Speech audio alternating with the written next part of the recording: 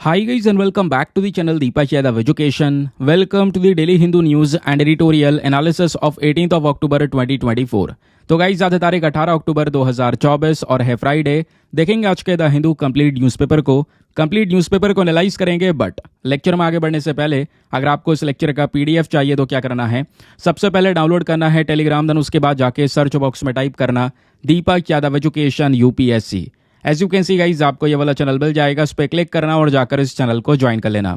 Join करने से फ़ायदा क्या होगा, यहाँ पर आपको डेली बेसिस पे लेक्चर का पीडीएफ मिल जाता है, डेली करंट अफेयर के वीडियो का पीडीएफ मिल जाता है और डेली बेसिस पे बहुत सारे डिजिटल नोट्स मिल जाते हैं। नाउ बढ़ते हैं आगे, और आगे बढ़ने से पहले हमेशा की तरह हम लोग अपने लेक्चर को एक मैप के क्वेश्चन के साथ स्टार्ट करेंगे।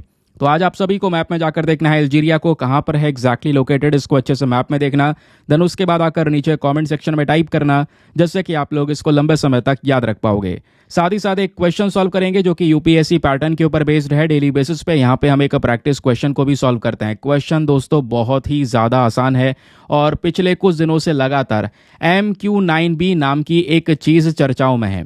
तो आपने बताना है ये MQ9B एग्जैक्टली क्या है। ऑप्शन नंबर ए, क्या ये शॉर्ट रेंज रिकनेसेंस एयरक्राफ्ट है, या ऑप्शन नंबर बी, क्या ये high altitude long endurance armed unmanned aerial vehicle है, या ऑप्शन नंबर सी, क्या ये मैन्ड कॉम्बैट एयरक्राफ्ट है, या ऑप्शन नंबर डी, क्या ये एक लो ऑल्टीट्यूड सर्विलांस हेलीकॉप्टर है। तो उसका सही आंसर सभी को नीचे कमेंट सेक्शन में देना है। अगेन बहुत ही ज़्यादा सिंपल सा ये प्रश्न है।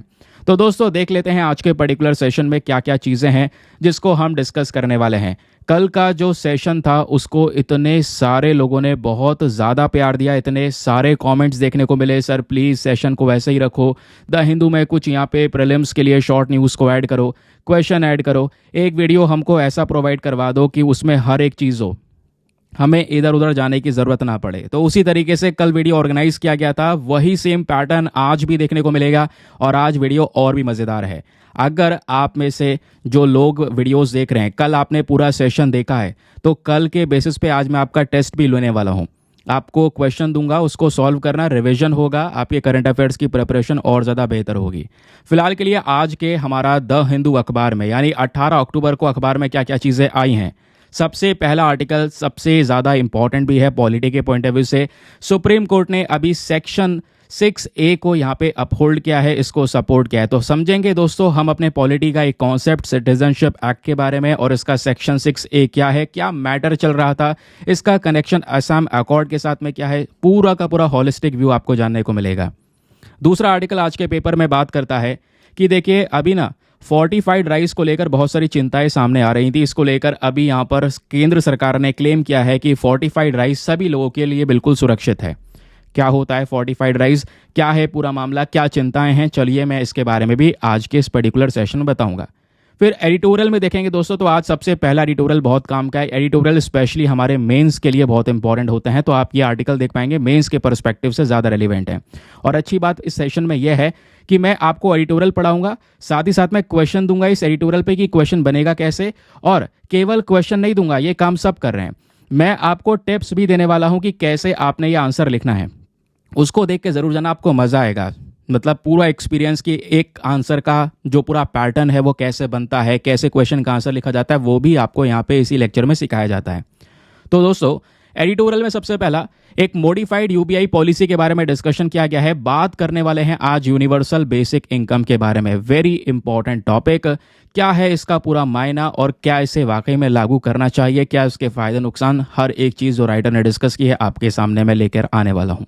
फिर उसके बाद दूसरे एडिटोरियल में डिस्कस किया है इंडिया का सस्टेनेबल डेवलपमेंट गोल के ऊपर में जो फोकस है और इससे संबंधित बहुत सारे ह्यूमन डेवलपमेंटल इश्यूज हैं, वो क्या है वो यहाँ पे हम डिस्कस करने वाले हैं। फिर एक एडिटोरियल है द एंड गेम करके, आज पब्लिश हुआ है, जहाँ पे गूगल मोनोपोली के बारे में डिस्कशन चल रहा है कि गूगल मोनोपोली कितनी ज़्यादा खतरनाक है और इसको लेकर अभी क्या मैटर्स निकल कर आए। देन उसके बाद में एक एडिटोरियल कल वाला रह गया था आपका कि इकोनॉमिक्स के अंदर में जो नोबेल प्राइज़ विनर है वो कौन है, क्यों दिया गया है, वो डिस्कस करेंगे। ये सभी आर्टिकल समाप्त हो जाएंगे, तो इसके बचे कुछ द हिंदू के आर्टिकल्स हमारे अदर वाले सेक्शन में प्रेजेंट है। लेकिन आप इस पैटर्न को साइड में करो। द हिंदू के साथ साथ आप इधर उधर जो अलग अलग सोर्सेज के लिए भागते हैं उसकी ज़रूरत नहीं पड़ेगी, क्योंकि इसी में ही प्रीलिम्स बूस्टर भी एडेड है।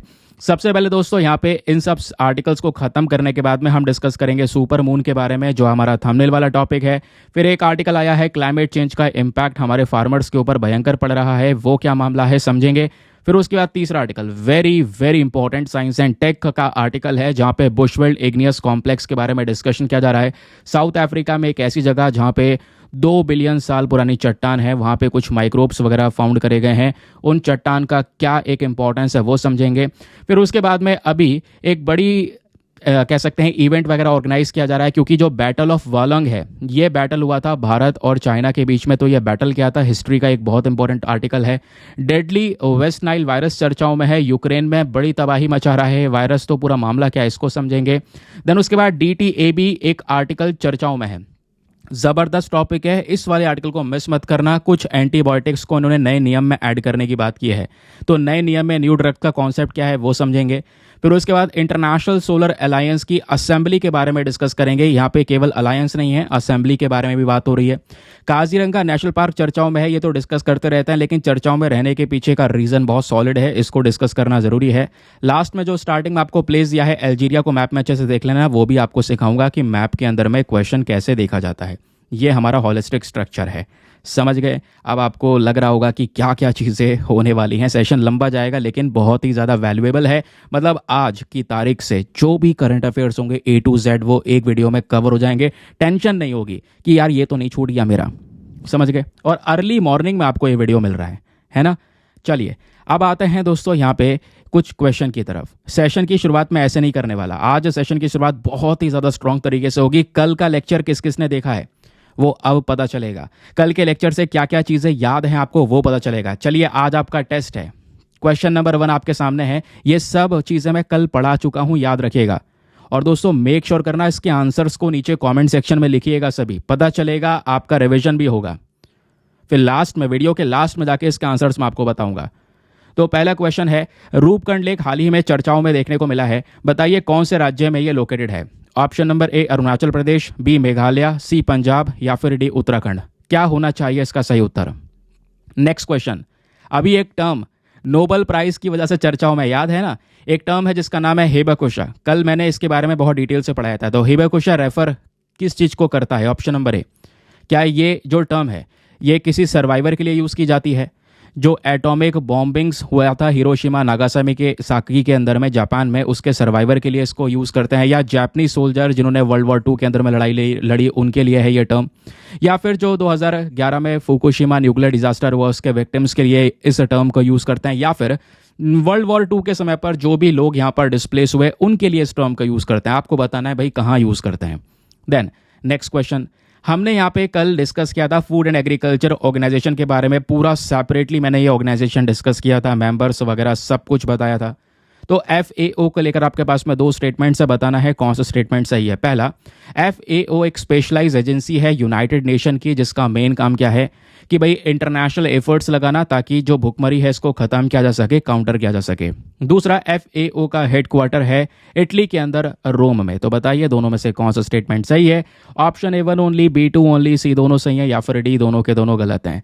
नाउ एक और प्रश्न आपके सामने, ये बात करता है हेल फायर मिसाइल्स के बारे में, डिस्कस किया था नहीं किया था, याद करो। हेल फायर मिसाइल हाल ही में खबरों में देखने को मिली है, इसको कौन से देश ने डेवलप किया है बताना है। Option number A Russia, B USA, C UK या फिर D ईरान। बताइए सही उत्तर क्या होना चाहिए। बहुत ही सिंपल क्वेश्चन है ये वाला, क्वेश्चन बहुत ही ज़्यादा ज़बरदस्त है और इंटरेस्टिंग भी है। ऐसा सवाल बन सकता है। अब कुछ लोगों ने ये टर्म पढ़ा होगा, मैकेजिला, यह टर्म हाल ही में चर्चाओं में था, कल मैंने बहुत डिटेल से पढ़ाया, वीडियोज़ वगैरह दिखाई थी, याद होगा। तो इसको लेकर आर्टिकल बन सकता है ऐसा, जिसने नहीं पढ़ा है कंफ्यूज हो जाएगा कि बताओ भाई जो मेकाजिला है हाल ही में चर्चाओं में देखने को मिला है, ये मेकाजिला क्या है। ऑप्शन नंबर A, क्या कोई ये एस्टेरॉइड है, या कोई एडवांस रोबोट है, क्या ये अर्थ ऑब्जर्वेशन सैटेलाइट है, या फिर ये रॉकेट को पकड़ने वाला कोई स्ट्रक्चर है। तो बताइए इसका सही उत्तर क्या होना चाहिए। चलिए फिर ये हो गया क्लियर। अब शुरुआत करते हैं अपने सेशन की। अब ये क्वेश्चन जो मैंने लगाए हैं ना स्टार्टिंग में, आप मुझे बता सकते हैं स्टार्टिंग में लगाऊं एंड में लगाऊं, अपने सजेशन आप दीजिए, वीडियोस को देख के फीडबैक्स वगैरह दीजिए, मुझे अच्छा लगेगा और जो कॉमन फीडबैक्स होंगे उसको मैं फॉलो करने की कोशिश करूंगा।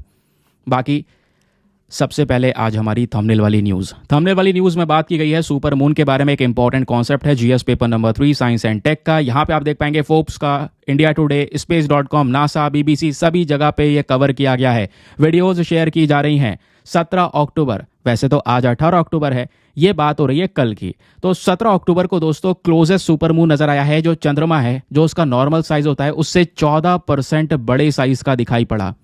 आखिरकार कारण क्या था, चलिए मैं आपको बताता हूं। इसके पीछे का बहुत ही ज़्यादा सिंपल सा कारण है। एक बात ध्यान रखना, जैसे यहाँ पे सूर्य का चक्कर लगा रही है हमारी पृथ्वी, उसी तरीके से दोस्तों हमारी पृथ्वी का चक्कर लगा रहा है हमारा चंद्रमा यानी कि मून। ये बात तो सबको पता है। अब दोस्तों होता यहाँ पर यह है कि जो हमारा चंद्रमा हमारे पृथ्वी के चक्कर लगा रहा होता है, चक्कर लगाते लगाते एक डिस्टेंस ऐसा आता है जब चंद्रमा हमारे पृथ्वी के काफ़ी ज़्यादा करीब आता है। ये आप देख पाएंगे, ये सबसे ज़्यादा क्लोजेस्ट डिस्टेंस आपको नजर आएगा। और एक समय एक पॉइंट ऐसा आता है जब यही चंद्रमा पृथ्वी से सबसे ज़्यादा दूरी पे चढ़ जाता है। ये डिस्टेंस बहुत ही ज़्यादा दूर आपको देखने को मिल जाता है। तो जो यहाँ पे क्लोजेस्ट डिस्टेंस है, सबसे करीब वाला डिस्टेंस है, ये लगभग यहाँ पर बताया जाता है कि इसको हम बोलते हैं पेरिगी, ध्यान रखिएगा। और जो सबसे दूर वाला डिस्टेंस है, इसको बोलते हैं एपोजी। तो पेरिगी कितनी दूरी पर है? पेरिगी लगभग यहाँ पे बोल सकते हैं जब चंद्रमा हमारे पृथ्वी से 3,63,300 किलोमीटर्स की दूरी पर जाता है तो उसको बोलते हैं पेरिगी। और जब चंद्रमा थोड़ा सा ज़्यादा दूर चले जाता है पृथ्वी से तो उस पॉइंट को बोलते हैं एपोजी। अब एपोजी कितनी दूरी पर है? तो दोस्तों 4,05,500 किलोमीटर की दूरी पर है। अब ऑब्वियस सी बात है, ये एक डिस्टेंस पास में है और एक डिस्टेंस यहाँ पे दूर में है। तो चंद्रमा चक्कर लगा रहा है, इस वाले डिस्टेंस पे तो चंद्रमा छोटा दिखाई देगा, लेकिन जब चंद्रमा पेरिजी वाले पॉइंट पर आ जाएगा, इस वाले पॉइंट पर आ जाता है पेरिजी वाले पे, तो चंद्रमा थोड़ा सा बड़ा दिखाई देता है। अब बड़ा दिखाई देने का मतलब ये नहीं उसका साइज बड़ा छोटा हो रहा है, नहीं, बस खाली उसकी जो प्लेस है, उसकी जो लोकेशन है, वो थोड़ी सी आस पास में देखने को मिल जाती है। जैसे हमने देखा पेरिजी में चंद्रमा करीब हो जाएगा। अब करीब हो जाएगा तो यहाँ से देखेंगे तो थोड़ा साइज में बड़ा दिखाई देगा। एपोजी में अगर हम देखेंगे तो ऑब्वियस सी बात है, दूर है वो चीज़ तो यहाँ पे थोड़ा सा छोटा दिखाई पड़ेगा। बस ये थोड़ा सा डिफरेंस याद रखेगा। तो जो पेरिजी पर चंद्रमा आ जाता है इस वाले पॉइंट पे करीब में, इसी को बोलते हैं सुपर मून। लगभग 14% यहाँ पर ये साइज में बड़ा होता है, 30% ज़्यादा चमकीला, ज़्यादा ब्राइटर हमको दिखाई पड़ता है। रीज़न आपको समझ में आ गया ना? क्वेश्चन बन सकता है कि बताइए ये टर्म है पेरिजी एपोजी, ये क्या है? तो आपको बताना है यहाँ पर ये टर्म क्या है, इसका मतलब पता होना चाहिए। क्लियर? चलिए आगे आते हैं। लेकिन आगे बढ़ने से पहले एक इंपॉर्टेंट इन्फॉर्मेशन, अगर आप लोग हमारे पेड ग्रुप्स को ज्वाइन करना चाहते हैं तो आपके पास में बढ़िया मौका है इसको ज्वाइन करने के लिए। यहाँ पर आपको डेली बेसिस पे करंट नोट्स के पीडीएफ वगैरह प्रोवाइड करवाए जाते हैं। फॉर एग्जाम्पल, जैसा आपने देखा जितनी भी डिटेल्स हमने पढ़ी हैं वो सब डिटेलें आपको एक सिंपल से पीडीएफ में कंपाइल करके दी जाती हैं। जैसे ये पीडीएफ 100-150 स्लाइड का हो जाता है, ऐसा वहाँ पे नहीं होता। इसी 100-150 स्लाइड को कन्वर्ट कर दिया जाएगा 10 से 15 पेजों में, और उस पीडीएफ का प्रिंट आउट वगैरह आप निकलवा पाएंगे। हिंदी और इंग्लिश दोनों भाषाओं में होता है, और ये कंटेंट दोस्तों रॉ फॉर्म में ग्रुप में भी पड़ा होता है। तो पीडीएफ भी आप डाउनलोड ना करना चाहें तो आपकी मर्जी, आप सीधा ग्रुप से भी डिटेल्स पढ़ सकते हैं। वेबसाइट की तरह वो काम करता है। तो ऐसा ग्रुप आपको ज्वाइन करवा दिया जाएगा जहाँ पे करंट अफेयर का सभी कंटेंट एक ही जगह पर सिक्योर है। किसी भी तारीख का यहाँ पे पीडीएफ उठाओ, डाउनलोड करो, पढ़ो, डिलीट करो, कोई टॉपिक सर्च करना है आराम से सर्च करके पढ़ सकते हैं। और ग्रुप को ज्वाइन करने का फी पेमेंट बहुत ही ज़्यादा मिनिमम है, just 499 for the life time access. जब तक आपका सिलेक्शन ना हो जाए तब तक आप 499 में इस ग्रुप को ज्वाइन करके रख सकते हैं। ज्वाइन करने के लिए क्या करना होगा, व्हाट्सएप पर जाना, यहाँ पर आपको एक नंबर दिया गया है 8534873368। इस नंबर पर मैसेज कर देना कि हाँ I want to join this group. वहाँ पे आपको रिप्लाई मिलेगा, पेमेंट का प्रोसेस दिया जाएगा और उससे ज़्यादा इंपॉर्टेंट डेमो वीडियो का लिंक भी मिलेगा। आप पूरे डेमो वीडियो को अच्छे से चेक कर सकते हैं, देख सकते हैं कि मुझको कहाँ पर क्या फ़ायदे हो रहे हैं। अपने आप को कंप्लीटली सेटिस्फाई करने के बाद में जाकर ये इन्वेस्टमेंट कर सकते हैं। बाकी यार एक छोटा सा काम ज़रूर करना, मेक श्योर करना वीडियो पे जो लाइक का बटन है उसको प्रेस कर दो। एक छोटा सा टारगेट है 5000 लाइक्स का, जिसको आप सपोर्ट कर सकते हैं, क्योंकि एक ही वीडियो बहुत ही ज़्यादा पावरफुल वीडियो बनाया जा रहा है आप लोगों के लिए। तो उसके पीछे का जो टाइम है, जो कंटेंट तैयार करने में मेहनत है, वो बहुत ज़्यादा लग रही है, आप उसको सपोर्ट कर सकते हैं। ठीक है, चलिए दोस्तों, अब यहाँ पे एक न्यूज़ आर्टिकल है द हिंदू के न्यूज़पेपर में ही आज पब्लिश्ड है। क्या बात हो रही है, सुप्रीम कोर्ट ने अभी सिटीजनशिप एक्ट का जो सेक्शन 6A है बेसिकली यहाँ पर इसको सपोर्ट किया है, इसको एज अ वैलिड लॉ माना है, जिसकी वजह से आप देख पाओगे कई सारी जगह पर सेलिब्रेशन वगैरह भी चल रहा है। और यही जो पर्टिकुलर सेक्शन 6A है ये हमारे असम अकॉर्ड के साथ में लिंक हुआ है। तो असम में भी जो दोस्तों स्टूडेंट यूनियन है वो अभी सेलिब्रेशन कर रहा है कि हाँ सुप्रीम कोर्ट ने इस मामले को सपोर्ट किया। तो आखिरकार मुद्दा क्या है, चलिए मैं आपको विस्तार से बताता हूँ। ये तो केवल और केवल सोर्स है, इसके बारे में बहुत डिटेल से जानना हमें आवश्यकता है क्योंकि क्वेश्चन यहाँ पे बनेगा पॉलिटी के पॉइंट ऑफ व्यू से। सबसे पहले जानते हैं बैकग्राउंड। जो सेक्शन 6A है हमारे सिटीजनशिप एक्ट ऑफ 1955 का, उसका बैकग्राउंड देखिए दोस्तों। हमारे संविधान के अंदर में बात होती है सिटीजनशिप की। अब सिटीजनशिप मतलब नागरिकता, एक इंसान भारत का नागरिक है या नहीं है, है ना, वो बेसिकली यहाँ पर सिटीजनशिप के तहत दिखाया जाता है, बताया जाता है। तो अभी क्या होता है 1985 में 1985 में सिटीजनशिप में इसी पर्टिकुलर कानून में एक्ट में अमेंडमेंट किया गया था। क्या किया गया था? अमेंडमेंट यानी संशोधन, यानी कुछ चेंजेस करे गए थे। तो चेंजेस करने के बाद में ही 1985 में जब चेंजेस हुए उसके बाद ही सेक्शन 6A को ऐड किया गया। इसके आगे यहाँ पर नया सेक्शन आ गया सेक्शन 6 और A, ध्यान रखिएगा। ये हुआ था संशोधन के बाद में। और बाद में दोस्तों हमारे पास में असम अकॉर्ड भी देखने को मिल जाएगा। असम अकॉर्ड को देखते हुए ही यहाँ पर कुछ अमेंडमेंट्स करे गए। असम अकॉर्ड आखिरकार था क्या सर? हमने 2-3 बार इस वर्ड को सुन लिया। तो दोस्तों ये ट्राइपर्टाइट एग्रीमेंट है। ट्राइपर्टाइट मतलब 3 जनों के बीच में इस एग्रीमेंट को कंडक्ट किया गया था। एक तरफ थी हमारी केंद्र सरकार, दूसरी तरफ असम की सरकार, और तीसरी तरफ असम में जो मूवमेंट चला रहे थे लोग, उनके लीडर्स। मूवमेंट चला रहे थे लोग, इसका मतलब क्या है? तो इसका मतलब यहाँ पर यह है दोस्तों, कुछ लोग असम में ऐसे थे और कुछ स्टूडेंट ग्रुप वगैरह भी था जो साथ में इकट्ठा हुआ, और उनकी मांग ये थी कि बांग्लादेश से जो इलीगल तरीके से लोग घुस रहे हैं भारत में, और स्पेशली वो असम में जाकर घुस रहे हैं, वहाँ पर सेटल हो रहे हैं, इससे असम की खुद की लोकल डेमोग्राफी खत्म हो रही है। असम के खुद के लोग सही तरीके से नहीं रह पा रहे हैं। असम के खुद के लोगों का ही टेरिटरी छीन लिया जा रहा है। तो उन इलीगल तरीके से घुसे हुए बांग्लादेशियों को वापस से असम भेजा जाए, इसकी एक पूरी मुहिम चलाई गई है। यहाँ पर एक मूवमेंट चलाया गया, तो इसके कई सारे लीडर इकट्ठे हो गए और इससे दोस्तों कई प्रॉब्लम्स क्रिएट होने लगी, प्रोटेस्ट होने लगे। तो यहाँ पे एक अकॉर्ड किया गया, एक अग्रीमेंट किया गया, और ये अग्रीमेंट हुआ था 1971 वॉर के बाद में। देखो मामला क्या था, अब जरा इसको सुनिए, क्योंकि असम अकॉर्ड पूरी तरह से साइन हुआ था 1985 में। अब 1985 में क्यों साइन हुआ? क्योंकि मैंने आपको बता दिया इलीगल माइग्रेंट जो थे बांग्लादेश से वो भारत में आ रहे थे। लेकिन भारत में आ क्यों रहे थे? क्योंकि अब 1985 से दोस्तों यहाँ पे थोड़े समय और पहले चले जाओ 1971 में। 1971 में हमने पता है एक बड़ी वॉर छिड़ी थी, याद है ना, यहाँ पे जिसको हम लिबरेशन वॉर बोलते हैं। अब इस वॉर में पाकिस्तान और भारत के बीच की ये पूरा का पूरा युद्ध था। लेकिन उस समय पर दोस्तों भारत का नक्शा कुछ इस तरीके से दिखाई देता था। ठीक है, ये 1971 मतलब कि उससे पहले की बात बता रहा हूँ, उस समय पर नहीं, उससे बहुत पहले की बात बता रहा हूँ, ये पहले का नक्शा है। ठीक है, तो एग्जैक्टली होता यह है कि जब देश का बंटवारा हुआ तो जो पाकिस्तान बना वो 2 भागों में बटा हुआ था। एक था वेस्ट पाकिस्तान और एक था यहाँ पर दोस्तों ईस्ट पाकिस्तान। बंटवारे के समय का ये मैप। अब होता यह है कि ये जो ईस्ट पाकिस्तान है, ये वेस्ट पाकिस्तान है, इनके बीच में भी कई सारे कॉन्फ्लिक्ट्स, कई सारे डिस्प्यूट्स रहते हैं।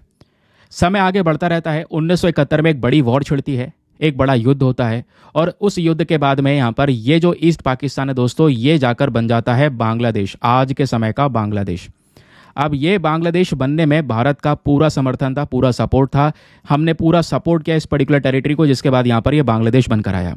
लेकिन जैसे ही यहाँ पे दोस्तों ये बांग्लादेश बना, प्रॉब्लम्स इकट्ठी हो रही थी। लोग इधर से निकल कर हमारी टेरिटरी में घुस रहे थे, हमारी टेरिटरी में इलीगल तरीके से एंटर कर रहे थे ताकि उनको अच्छी लाइफ मिल सके आगे जीने के लिए। और तो इस तरीके से दोस्तों सभी जगह पर एंट्री हो रही थी। और ऊपर आपको पता है ये हमारा नॉर्थ ईस्ट इंडिया है, यहीं पर बीचों बीच में असम है। असम में भी दोस्तों कई सारे लोग इलीगल माइग्रेंट्स यानी अवैध तरीके से सीधा घुस गए। जब अवैध तरीके से घुस गए 1971 के बाद से ऐसी कगार बढ़ती चली गई और रेगुलर बेसिस पे यहाँ पर इनकी एंट्री हो रही थी। तो इलीगल माइग्रेंट्स का जो इन्फ्लक्स था, इससे असम का खुद का जो लोकल डेमोग्राफी है वो खराब होने लगा। वहाँ की पॉपुलेशन गड़बड़ाने लगी और बाहर के जो यहाँ पर ये बांग्लादेशी हैं इनका सेटलमेंट इंक्रीज होने लगा। तो उसके बाद यहाँ पे दोस्तों अलग अलग मूवमेंट शुरू हुए, अलग अलग लीडर इकट्ठे हुए, असम की स्टेट गवर्नमेंट इकट्ठी हुई। सबने मांग करने लगे कि भाई यहाँ पर इसको रोको, नहीं तो फिर ये पूरी तरह से बदल जाएगा। असम के जो लोग हैं उनको हटना पड़ेगा और ये बांग्लादेशी जो इलीगल तरीके से घुस रहे हैं उनको ही यहाँ पर पूरी तरह से सेटलमेंट मिल जाएगा फिर ये। तो इसको देखते हुए दोस्तों असम अकॉर्ड होता है। और असम अकॉर्ड का रीजन क्या था मैं आपको बता चुका हूं, ईस्ट पाकिस्तान हो गया, बांग्लादेश इलीगल तरीके से माइग्रेंट्स घुस रहे हैं। अब जो ये अग्रीमेंट असम अकॉर्ड हुआ, ये ट्राइपरटाइट अग्रीमेंट था, 3 जनों के बीच में हुआ था। वो 3 जने कौन है अभी डिस्कस कर लिया। तो दोस्तों ये सेटलमेंट आप देख पाएंगे, उस समय का ये फोटो है, क्योंकि यहाँ पे एक मेमोरेंडम ऑफ सेटलमेंट साइन किया गया जिस समय पर राजीव गांधी जी थे, वो सेंट्रल गवर्नमेंट चला रहे थे, यानी सरकार में वही थे मेन। तो उन्होंने यहाँ पर जितने भी असम में प्रोटेस्टर थे सबके साथ में मिलकर इस सेटलमेंट के एग्रीमेंट को किया और नाम दिया असम अकॉर्ड की। अब शांति बनाई जाएगी और हम कुछ करेंगे बांग्लादेश से इलीगल इमिग्रेंट्स को हटाने के लिए। समझ गए।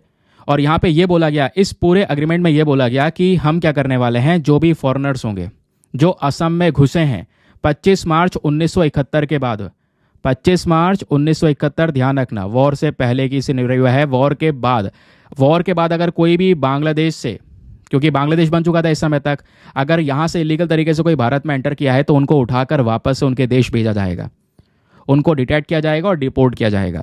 ये बात दोस्तों असम अकॉर्ड में दी गई, जिसके बाद यहाँ पे प्रोटेस्ट रुका। जो लोग प्रोटेस्ट कर रहे थे तब वो शांत हुए कि हाँ चलो अब यहाँ पे हमारे लिए या हमारी कोई सुनवाई की है, अब असम के लोग बच पाएंगे। और इसी के आधार पर यही सब डिसाइड करते करते सिटीजनशिप वाले कानून में चेंज कर दिया गया और सेक्शन 6A आ गया। इसी वजह तो यहाँ पे बोला गया है कि भाई असम अकॉर्ड एक तरफ चल रहा था, दूसरी तरफ सिटीजनशिप अमेंडमेंट एक्ट हो गया 1985 में। अब अमेंडमेंट होने के बाद में क्या होता है, हमारे पास में सेक्शन 6A आ जाता है। अब सेक्शन 6A क्यों लेकर आया गया, उसके पीछे का रीजन आप यहाँ पे समझ चुके हैं। दोस्तों ये जो असम अकॉर्ड आया था ना, इसका क्लॉज 5 क्या बोलता था, क्लॉज 5 ने एक डेट सेट कर दी और वो डेट थी 1 जनवरी 1966 कि 1 जनवरी 1966 ये कट ऑफ डेट होगी। कहने का मतलब यह है, सेक्शन 6A ये बोलता है कि ये सिटीजनशिप देगा, लोगों को नागरिकता देगा, लेकिन जो असम में यहाँ पर एंटर करे हैं, बांग्लादेश बनने के बाद में एंटर करे हैं, उनको यहाँ पर कोई भी इस तरीके की नागरिकता नहीं मिलेगी। इस तारीख से पहले अगर कोई आया हुआ है तो यहाँ पर उसको आइडेंटिफाई किया जाएगा। इसमें यह भी मेंशन किया गया कि जो भी व्यक्ति भारत में आया है, ध्यान रखिएगा, जो भी व्यक्ति भारत में 1 जनवरी 1966 जिसकी अभी हम बात कर रहे थे, इस तारीख से लेकर 24 मार्च 1971 जब बांग्लादेश बनकर आया, तो 1 जनवरी 1966 से लेकर 24 मार्च 1971 इन दोनों तारीख के बीच में अगर कोई इंडिया में आया है तो उसको नागरिकता दी जाएगी। लेकिन कम से कम यहाँ पर स्टार्टिंग में 10 साल तक वो वोट नहीं दे पाएगा। देन उसके बाद में यहाँ पर यह बोला जा रहा है कि कोई व्यक्ति अगर 25 मार्च 1971 के बाद भारत में इलीगल तरीके से एंटर कर चुका है तो उसको निकाला जाएगा, वापस से आइडेंटिफाई करके देश से बाहर कर दिया जाएगा, जहां से आया वहीं पर भेज दिया जाएगा। तो यही चीज यहाँ पे बोली जा रही है। सुप्रीम कोर्ट के पास में यह केस गया जिसको आज हम डिस्कस कर रहे हैं और सुप्रीम कोर्ट ने इसको सपोर्ट किया है।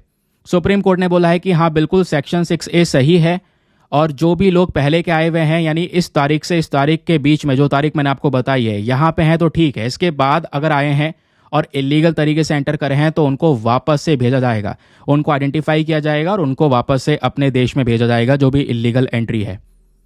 और इसको देखते हुए यहाँ पे दोस्तों ये जो पूरा का पूरा सुप्रीम कोर्ट में केस था, ये 5 जज की बेंच ने देखा था, जिसमें 4:1 से ये पूरा केस स्वाइप हो गया। 4 जज ने इसी को सपोर्ट किया है, बोला है सेक्शन 6A ठीक है।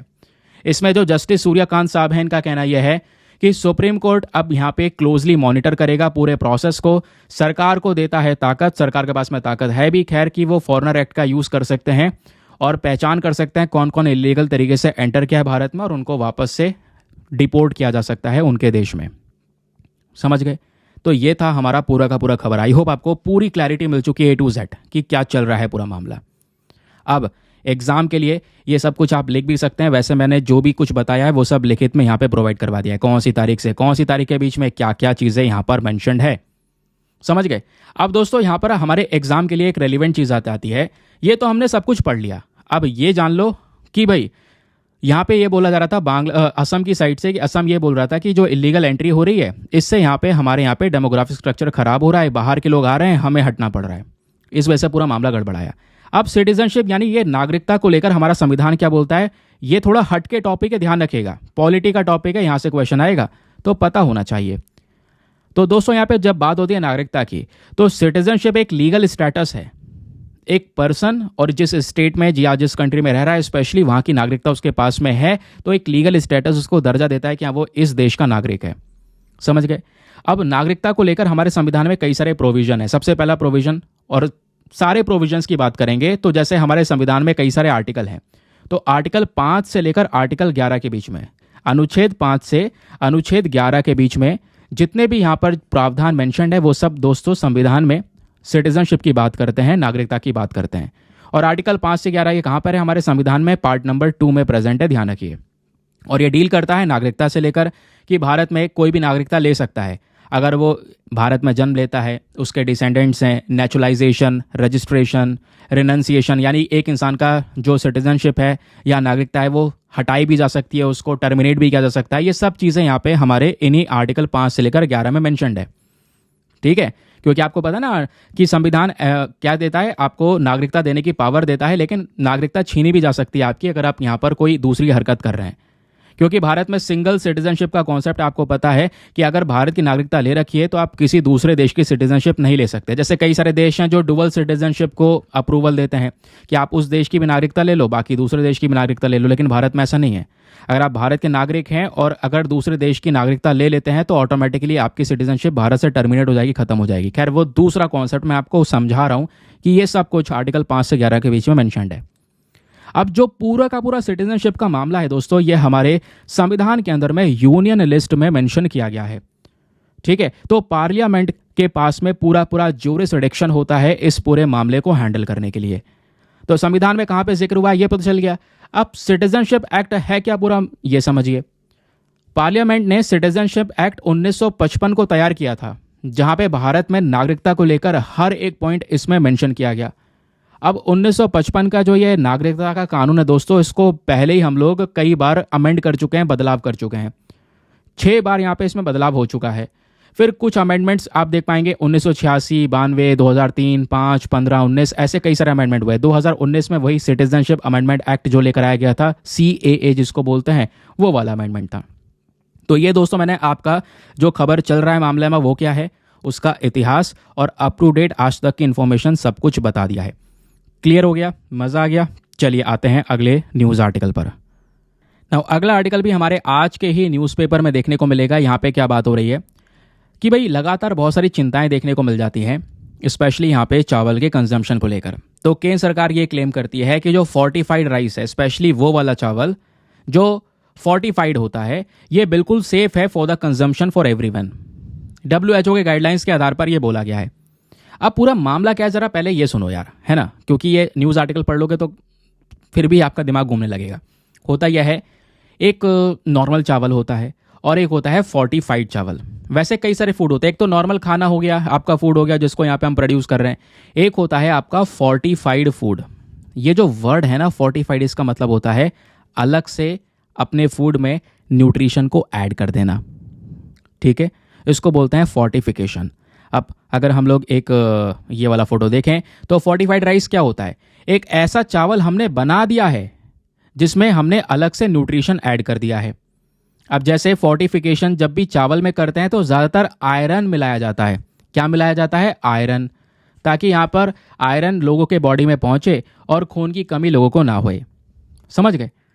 तो हमारी जो सरकार है वो ये बोलती है कि देखिए कि बहुत सारी कंपनीज या बहुत सारे और भी रिसर्चेस हो चुकी हैं और ये मेंशन किया गया है कि जो आयरन फोर्टिफाइड राइस होता है जिसमें आयरन मिला हुआ है वो बिल्कुल सेफ है, हर कोई व्यक्ति इसको कंज्यूम कर सकता है। केंद्र सरकार ने यह भी बोला है कि भारत वर्ल्ड हेल्थ ऑर्गेनाइजेशन की इन सभी गाइडलाइंस को फॉलो करते हुए यह फोर्टिफिकेशन को अपना रहा है। और पता है, अगर आप फोर्टिफिकेशन वाला चावल खाएंगे, यानी जिसमें थोड़ा अलग से आयरन मिलाया गया है, तो अगर आयरन मिला है तो इससे कई सारी बीमारियां जो हमारे देश में चल रही है, चाहे वो सिकल सेल एनीमिया हो, एनीमिया में पता है ना क्या होता है, खून की कमी हो जाती है, हमारा जो रेड ब्लड सेल्स है उनका शेप बदल जाता है। आज के समय पर हर दूसरी महिला इंडिया के अंदर में एनीमिया से गुजर रही है। तो खून की कमी को पूरा करने के लिए भी यहाँ पर हम क्या कर सकते हैं, ये जो आयरन वाला फोर्टिफाइड राइस है इसको यहाँ पे प्रोड्यूस कर सकते हैं, इसको प्रोवाइड करवा सकते हैं। क्योंकि सिकल सेल एनीमिया हो गया, थैलेसीमिया हो गया, ये दोनों प्रॉब्लम्स बहुत ज़्यादा बड़ी हैं, इसमें आयरन बहुत ज़्यादा मदद करेगा। तो वो यहाँ पर एक्सप्लेन किया गया है। अदरवाइज़ कोई भी ज़्यादा एक्स्ट्रा इन्फॉर्मेशन इसमें नहीं है, बस खाली ये बेसिक सा डेटा ध्यान रखना, स्पेशली ये कॉन्सेप्ट ध्यान रखना फोर्टिफाइड राइस का कि फोर्टिफाइड राइस होता क्या है या फोर्टिफिकेशन का मतलब क्या होता है। एक्स्ट्रा न्यूट्रिशन को ऐड करना, दैट इज़ कॉल्ड फोर्टिफिकेशन। चलिए अगली इंपॉर्टेंट खबर पर आते हैं। अब दोस्तों अगली खबर ना बहुत ही ज़्यादा ज़बरदस्त आपको देखने को मिलेगी। हमारे ये कल के न्यूज़पेपर में भी पब्लिश हुई थी, है ना, जिसको डिस्कस नहीं किया गया था। कोई बात नहीं, कुछ छूटेगा नहीं, आपको पता है। तो यहाँ पे एग्जैक्टली हुआ यह है कि भारत और चाइना के बीच में युद्ध शुरू हुआ था 1962 में, हमने देखा है ना। तो हो ये रहा है कि 62वीं एनिवर्सरी, 62nd एनिवर्सरी आज के समय पर एक बैटल की देखने को मिलती है। एक ऐसा युद्ध जिसको नाम देते हैं battle of Walong. Battle of Walong, Walong basically Arunachal Pradesh के पास में एक जगह है जहाँ पे चाइना और भारत के बीच में बड़ा युद्ध हुआ था, जिसमें हमारे बहुत सारे जवान शहीद भी हुए थे। लेकिन हमारे बहुत कम जवान थे और उन कम जवानों ने यहाँ पे चाइना के बड़ी आर्मी को रोक के रखा हुआ था। अभी हम इसके बारे में डिस्कशन करेंगे। तो बोला जा रहा है कि भाई ये जो पूरी बैटल है इसको इतना समय हो चुका है, तो इसी के आधार पर हम एक बड़ा इवेंट अब की बार करने वाले हैं और ये इवेंट 14 नवंबर तक चलेगा। कई सारी एक्टिविटीज़ की सीरीज़ यहाँ पे होने वाली हैं। नए नए इंफ्रास्ट्रक्चर को रेनोवेट किया जाएगा, कुछ मेमोरियल्स वगैरह बनाए जाएंगे, ये यहाँ पे बोला जा रहा है, ताकि इस बैटल को हम याद रख सकें कि कैसे चाइना के जो सोल्जर हैं, 4000 से ज़्यादा सोल्जर्स को हमारे केवल और केवल 800 सोल्जर्स ने रोके रखा था। लगभग 27 दिन तक चाइनीज़ आर्मीज़ को पीछे ढकेला गया। अब यहाँ पे दोस्तों पूरा का पूरा मैटर क्या है, चलिए ये उस समय के आर्टिकल्स आपको देखने को मिलेंगे जब इन दोनों के बीच में पूरा युद्ध हुआ था। तो ये जो न्यूज़ है, जो खबर है, वो तो मैं आपको बता चुका हूँ कि खबरों में क्यों है। अब डायरेक्टली ये समझते हैं बैटल ऑफ वेलोंग एग्जैक्टली था क्या। तो दोस्तों मैप देखिए, यहाँ पर आपको देखने को मिलेगा ये भारत का नॉर्थ ईस्ट वाला हिस्सा है, ये भूटान दिख रहा है, ये भारत का नॉर्थ ईस्ट है, मणिपुर, बीच में असम, ये असम दिख रहा है, अभी हम डिस्कस कर रहे थे। ऊपर ये रहा अरुणाचल प्रदेश, ये है चाइना और ये है म्यांमार। तो दोस्तों भारत इधर यहाँ पे म्यांमार और इधर चाइना, इनके बीच में एक पॉइंट आता है, इसको बोलते हैं ट्राई जंक्शन पॉइंट, है ना। ये पॉइंट आपको दिख रहा है। तो यही बोला जा रहा है कि 1962 का जो ये साइनो इंडियन वॉर था भारत चाइना के बीच में, ये कुछ ईस्टर्न मोस्ट टिप पर हुआ, यानी अरुणाचल प्रदेश वाले रीजन में बहुत ज़्यादा फैला हुआ था और स्पेशली इस वाले ट्राई जंक्शन पॉइंट पे, इस वाले हिस्से में सबसे ज़्यादा हम लोगों ने ये जो पूरा युद्ध है ये देखने को मिला। और इसमें बेसिकली कौन सी जगह है, वेलोंग नाम की जगह। वेलोंग कहाँ पर है ये आप देख पाएंगे। वैसे भारत और चाइना के बीच में बॉर्डर्स पर कई सारी जगह पर विवाद है। जैसे बड़ा विवाद हमको जम्मू कश्मीर वाले रीजन में देखने को मिलता है, उत्तराखंड वाले रीजन में देखने को मिलता है। फिर उसके बाद अरुणाचल प्रदेश में वेलोंग नाम की जगह ये है। कहाँ पर है, तो दोस्तों ये है वो जगह, ये डॉट बना दिया गया है। तो यहीं पर आप देख पाएंगे नीचे म्यांमार है, ये चाइना है, ये इंडिया है। इस पॉइंट पर ही यहाँ पर बड़ा युद्ध हुआ था जिसको नाम दिया गया बैटल ऑफ वेलोंग। ठीक है, इतनी बात आपको समझ में आ गई। अब दोस्तों यहाँ पे बोला जा रहा है कि देखिए वेलोंग के बराबर में ही यहाँ पे तवांग नाम का रीजन है। तवांग में भी दोस्तों भारत और चाइना आपस में आमने सामने खड़े हो चुके हैं बॉर्डर्स पर। तो तवांग के बाद में जो वेलोंग है ये चाइना का मेन ऑफेंसिव रीजन बना ईस्टर्न सेक्टर में। जब ये पूरा युद्ध चल रहा था उस दौरान चाइना के बहुत ज़्यादा नंबर्स ऑफ सोल्जर थे, मतलब एक साइड पे। वैसे अगर आप देख पाओगे तो एस्टिमेटेड 15,000 के आसपास सोल्जर्स थे इनकी साइड, चाइना की साइड में, अलग अलग जगह पे तैनात थे। और इधर भारत के दोस्तों केवल और केवल 2,500 सोल्जर्स आपको देखने को मिलेंगे। और जबकि चाइनीज सोल्जर्स के पास में बहुत सारे वेपन, बहुत सारे गन, एडवांस आइटम्स आपको देखने को मिलेंगे। लेकिन उसके बावजूद भी भले ही यहाँ पर चाइनीज सोल्जर्स का नंबर कितना भी ज़्यादा ना हो, कितने भी हज़ारों में क्यों ना हो, फिर भी इंडियन सोल्जर्स ने एक कह सकते हैं बड़ा अपनी बहादुरी दिखाई थी इस पूरे युद्ध में। इंडियन आर्मी यूनिट्स की जब बात आती है तो इंडियन आर्मी यूनिट्स में अगर हम देखेंगे तो कौन कौन शामिल था, तो इसमें कुमाऊं रेजिमेंट, उसके अलावा Sikh regiment, Gorkha rifles, Assam rifles, Dogra regiment, इन सभी यहाँ पर रेजिमेंट के जो सोल्जर्स हैं वो यहाँ पर देखने को मिले। फिर उसके बाद में इस वजह से ये जो बैटल ऑफ वेलोंग है ये बताया जाता है, दिखाया जाता है कि हमारी जो आर्मी है, हमारे जो जवान हैं, उनकी बहादुरता को यहाँ पर दर्शाता है। भले ही हमारे पास में किसी भी चीज़ का शॉर्टेज था, हथियार का शॉर्टेज था, सप्लाई का शॉर्टेज था, सोल्जर का शॉर्टेज था, फिर भी ये जो बैटल है, वैसे बैटल आपको पता है इंडिया चाइना का जो युद्ध हुआ था इसमें भारत की लॉस हुई थी, भारत की हार ही हुई थी। तो बड़ा यहाँ पर कह सकते हैं कि एक इम्पैक्ट, सबसे बड़ा जो झटका हमें क्या लगा वो था हमारे 830 जवान शहीद हो गए, कुछ लोग घायल हुए, कैप्चर किए गए। 830 सोल्जर्स दोस्तों, यहाँ पे नंबर बहुत बड़ा था। लेकिन फिर भी यहाँ पे हम जानते हैं किस तरीके से वो सामने डटे रहे बॉर्डर के ऊपर में। एक पावरफुल सिंबल दिखाया यहाँ पे बहादुरी का। जो सैक्रिफाइस इंडियन आर्मी ने दिया है वो कभी नहीं भूला जा सकता। इतिहास में यही वो पॉइंट देखने को मिलता है जहाँ पे इंडिया ने लगातार काउंटर अटैक किया। 1962 के वॉर में भारत ही लगातार अटैक कर रहा था, काउंटर अटैक। जवाब हमने जो खतरनाक तरीके से दिया वो यही वेलोंग वाली जगह थी, ये यहाँ पर मेंशन किया गया। आप इमेजिन कीजिए चाइनीज़ के हज़ारों सोल्जर्स और इधर से यहाँ पे कुछ नंबर में जो सोल्जर्स हैं इंडिया के, उन्होंने फिर भी चाइना की इस एडवांस आर्मी को रोके रखा, 3 सप्ताह तक यहाँ पर वहीं पे कंट्रोल करके रखा। भले यहाँ पर कितना शॉर्टेज क्यों ना था हमारे पास, ये दर्शाता है यहाँ पर हमारी इंडियन आर्मी के ब्रेवरी को। क्योंकि उस समय प्रॉब्लम यही थी कि 2 जगह से सीधा सीधा यहाँ पर अटैक किया। यहाँ पे आप देख पाएंगे Chinese attack on both fronts करके ऐसे आर्टिकल्स उस समय पर पब्लिश हो रहे थे, है ना भाई। 1962 के वॉर का पढ़ा है ना आपने। चाइना ने भारत के ऊपर में 2 जगह से आक्रमण किया था। एक साइड हमारा लद्दाख वाला रीजन था, यहाँ से अटैक किया। दूसरा अटैक यहाँ पर चाइना ने अरुणाचल प्रदेश की साइड से यहाँ पर किया था। ठीक है, दोनों ही फ्रंट से यहाँ पर कह सकते हैं जो विक्ट्रीज़ हैं वो इन्होंने यहाँ पर देखने को मिली इनका। और बहुत बड़ा यहाँ पे आप कह सकते हैं कि एरिया को भी कब्जाया उसने। देन उसके बाद में यहाँ पर सब मामला सीज़ फायर के माध्यम से रोका गया था। और ये पूरा मामला जो भी हुआ वो मैंने आपके सामने दर्शाया। आई होप आपको इसके बारे में क्लैरिटी मिल चुकी। कभी यहाँ पे पूरा वॉर डिस्कस करेंगे। एक छोटा सा पोर्शन है इसी वॉर में, बैटल ऑफ वेलोंग, वेलोंग नाम की जो जगह है। आई होप वो आपको समझ में आया होगा। चलिए अगला न्यूज़ आर्टिकल बहुत ही ज़्यादा काम का है। डिजीज़ इन न्यूज़, कोई बीमारी जो खबरों में है उसमें आ गई है deadly West Nile virus. West Nile virus दोस्तों पूरे यूक्रेन में फैल रहा है। जुलाई से अभी तक 11 लोगों की जान जा चुकी है। कई लोग आज के समय पर घायल हैं इसी बीमारी से। घायल मतलब बीमार हैं, पीड़ित हैं। तो उस वजह से मामला ये चर्चाओं में चल रहा है।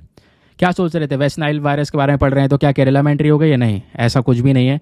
ठीक है मतलब हाँ होता है, बहुत सारे केसेस यहाँ पर देखने को मिले हैं। कोई नीचे कमेंट सेक्शन में एक दिन मैंने कमेंट देखा था, कोई बच्चा कमेंट कर रहा था कि सर कोई भी बीमारी यहाँ पर आ रही है सबसे पहले तो मैं सोचता हूँ सबसे पहले केरला से शुरुआत हुई। ज़्यादातर होता है, रीज़न बहुत सारे हैं दोस्तों उसके पीछे के। केरलाइट्स आज के समय पर दुनिया भर में फैले हैं। बहुत सारे लोग यहाँ पर अलग जगह पे वर्क कर रहे हैं, कॉन्टैक्ट ज़्यादा होता है तो बाहर से बीमारियाँ भी आ जाती हैं।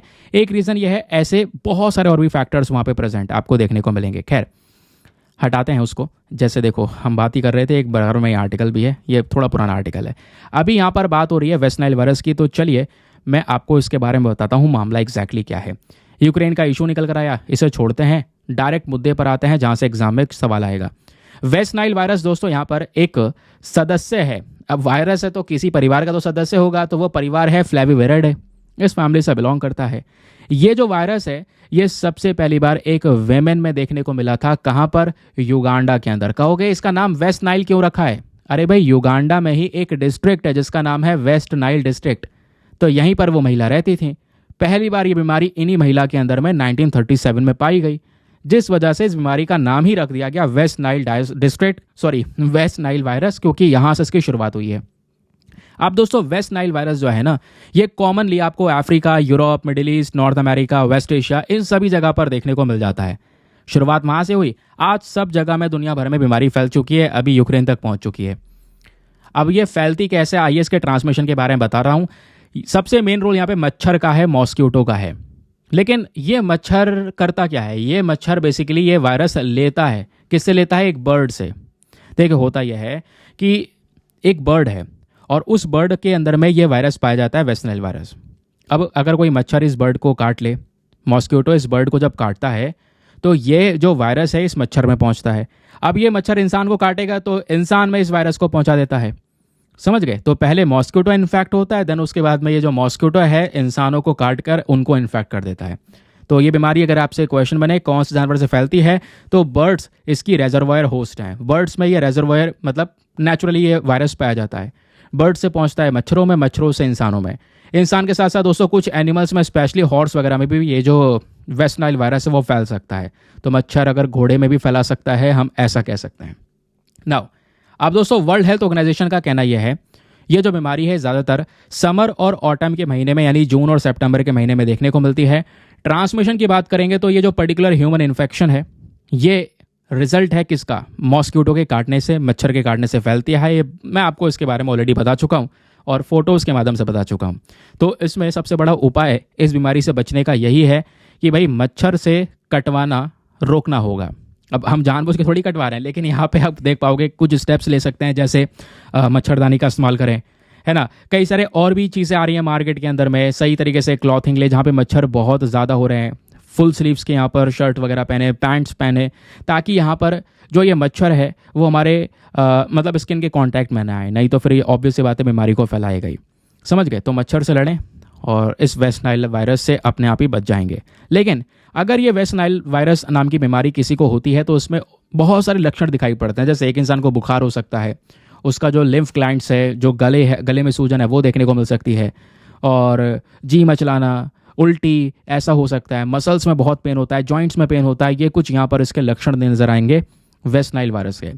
लेकिन जो लक्षण है ना दोस्तों, इसमें एक बहुत ही ज़्यादा खतरनाक चीज़ है, और वो खतरनाक चीज़ ये है कि इस इन्फेक्शन में 80% ऐसे लोग हैं जिनमें लक्षण दिखाई ही नहीं देते, वो एसिम्प्टोमेटिक हैं। ये सबसे बड़ी वाली प्रॉब्लम वाली सिचुएशन है।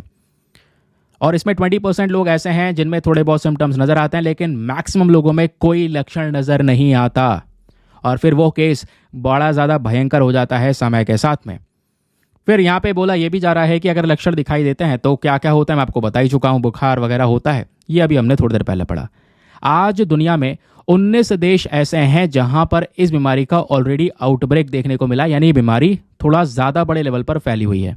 तो वेस्ट नाइल वायरस कौन से 19 देशों में फैली है, लिस्ट आपके सामने है। Albania, Australia, Bulgaria, Croatia, Cyprus, ये सब जगह नाम आपको देखने को मिल जाएंगे। सवाल यह है सर कोई इसका ट्रीटमेंट वगैरह है या नहीं है, तो कोई ट्रीटमेंट नहीं है, कोई वैक्सीन इसकी अवेलेबल नहीं है। केवल और केवल जो लक्षण दिखाई दे रहे हैं उस लक्षण को ठीक करने के लिए कुछ दवाइयाँ दे दी जाती हैं ताकि एक इंसान के लक्षण खत्म हो, ताकि बीमारी का असर ऑलरेडी धीरे धीरे करके कंट्रोल कर लिया जाए या कम कर दिया जाए। समझ गए? चलिए अगले आर्टिकल पर आते हैं। नाउ जो अगला आर्टिकल है दोस्तों हमारी पीआईबी की न्यूज़ है, और बहुत ही ज़्यादा काम की न्यूज़ है, अच्छे से पढ़िएगा। यहाँ पे आप देख पाएंगे ministry of new and renewable energy की साइट से पब्लिश की गई है, क्योंकि यहाँ पे डायरेक्टली जो हमारी गवर्नमेंट है वो डेटा पब्लिश करती है। आपको पता है पीआईबी से बहुत सारी खबरें ऐसी होती हैं जहाँ से डायरेक्ट एज इट इज़ प्रश्न बना दिए जाते हैं, सोर्स इंपॉर्टेंट है। तो हुआ यहाँ पर यह है, इंटरनेशनल सोलर अलायंस असेंबली को अभी यहाँ पर इसका जो 7th सेशन है वो न्यू दिल्ली ने होस्ट किया है, इस वजह से ये चर्चाओं में है। और इस पर्टिकुलर सेशन में बहुत सारे जो लीडर्स हैं, लगभग 120 से ज़्यादा मेंबर कंट्रीज़ वो यहाँ पर प्रेजेंट होने वाली हैं। मतलब होस्टिंग भारत के पास में है। ये सेशन होने वाला कब है? ये होगा 3 से लेकर 6 नवंबर के बीच में। अभी हमारा 18 अक्टूबर है, तो कुछ दिन और हैं। 3 से 6 नवंबर तक ये पूरा का पूरा सेशन चलेगा, और उसके बाद में 120 से ज़्यादा जो देश हैं उनकी जो कंट्रीज़ वगैरह वो यहाँ पे प्रेजेंट होंगी। कई सारी चीज़ों पे डिस्कशन होगा। अब डिस्कशन जो भी होगा वो हमें पता चल जाएगा समय के साथ में, लेकिन अभी के लिए आपको पता होना चाहिए इंटरनेशनल सोलर अलायंस असेंबली की बात हम कर रहे हैं। ये असेंबली है क्या, जिसको यहाँ पर इंडिया होस्ट करेगा। इससे पहले भी यहाँ पर भारत ने इस पर्टिकुलर सेशन को होस्ट किया है, ये यहाँ पर आपने ध्यान में रखना है। नाउ अब दोस्तों इंटरनेशनल सोलर असेंबली, ये असेंबली क्या है? एक पर्टिकुलर बड़ा सा प्लेटफॉर्म जहाँ पे इसकी मीटिंग होती है, इंटरनेशनल सोलर अलायंस की मीटिंग। ध्यान रखिए, एक है इंटरनेशनल सोलर अलायंस, ये तो ग्रुप है जिसमें दुनिया भर के देश इसके सदस्य हैं। अब इन्हीं देशों की एक मीटिंग होती है जिसको बोल देते हैं United nation solar assembly. Simple, clear हो गया? चलिए अब आगे आते हैं। ये जो बॉडी है ना दोस्तों असेंबली वाली, इसका मेन काम है इंटरनेशनल सोलर अलायंस के जो मेंबर्स हैं या इस बॉडी से संबंधित कोई डिसीजन लेना है तो वो सब डिसीजन लेने का काम ये असेंबली ही करती है। फंक्शंस की बात करेंगे, बड़े मैटर्स डिसाइड करना है, हमारे सोलर अलायंस का बजट डिसाइड करना है, इसके फंक्शनिंग को लेकर बातचीत करनी है, तो वो सब काम यहाँ पर हमारे इसी असेंबली का है। ये जो असेंबली है साल में एक बार इसकी मीटिंग होती है जहाँ पे हमारे इंटरनेशनल सोलर अलायंस के जितने भी मेंबर्स हैं वो सब साथ में इकट्ठे होकर इस मीटिंग को कंडक्ट करते हैं। ठीक है, क्लियर हो गया? अब दोस्तों जो हमारा इंटरनेशनल सोलर अलायंस है, इस अलायंस में आज के समय पर वैसे तो 120 देश हैं जो इसको साइन कर चुके हैं, लेकिन इसमें से 102 देश ऐसे हैं जो प्रॉपर तरीके से अप्रूवल दे चुके हैं और इसके फुल मेंबर हैं। ध्यान रखना, इंटरनेशनल सोलर अलायंस के कितने मेंबर हैं? 102 मेंबर्स हैं जो फुल टाइम मेंबर्स आपके इसके देखने को मिलेंगे। समझ गए?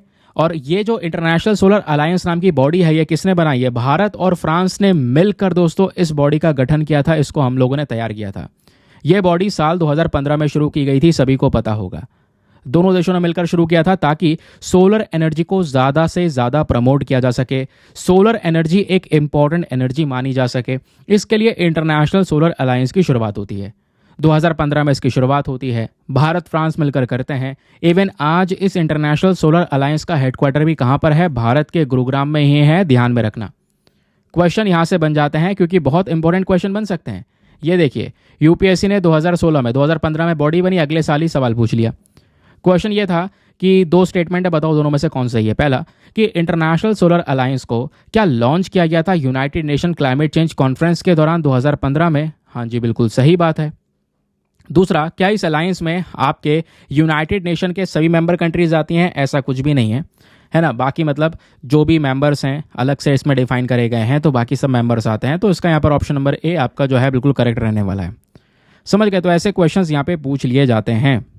मैं जो भी चीज़ आपको पढ़ा रहा हूँ उसको बहुत ध्यान से चीज़ों को सुनते हुए चलना, क्योंकि कल आपका टेस्ट भी होगा, जैसे कल के पेपर का आज टेस्ट हुआ था। चलिए, अगली इंपॉर्टेंट खबर यहाँ पर आपकी न्यूज़पेपर की है। यहाँ पे क्या बात हो रही है? Manufacture and marketing of antibiotics में be regulated, prescriptions to be mandatory. देखो मामला क्या है, आज मार्केट में बहुत सारी दवाइयों का इस्तेमाल करते हैं हम।